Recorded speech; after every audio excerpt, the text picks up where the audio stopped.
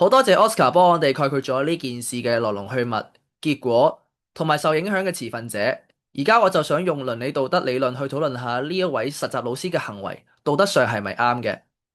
首先，功利主義強調行為係咪啱，係要睇最後嘅結果能唔能夠帶嚟最大嘅幸福或者好處。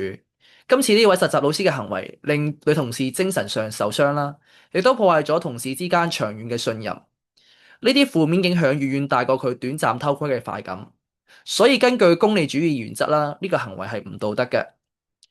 至於康德嘅義務論咧，就講求行為本身係咪符合普遍化嘅道德準則，行為者係應該依循人人都可以接受嘅規範。盜用他人帳號啦，同埋偷睇人嘅私隱咧，呢啲行為根本就不能夠被社會普遍接受，而且仲違反咗尊重他人同誠實嘅基本義務，所以本質上都係錯嘅。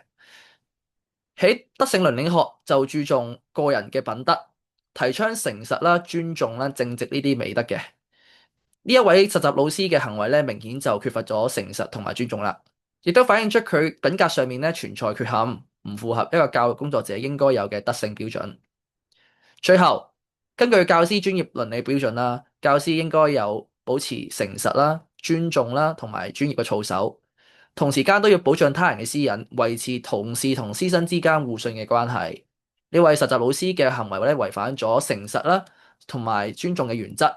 損害咗教育嘅專業信譽，同時間都削弱咗公眾對教師群體嘅信任。總括而言咧，無論係功利主義、義務論、德性倫理學，定係教師專業倫理標準，都一致指出呢個行為咧係道德上係錯嘅。作為教育專業嘅一員啦，佢係需要為此係負上責任，以保障翻教育界嘅專業形象，同埋維繫社會對教師嘅信任。多謝。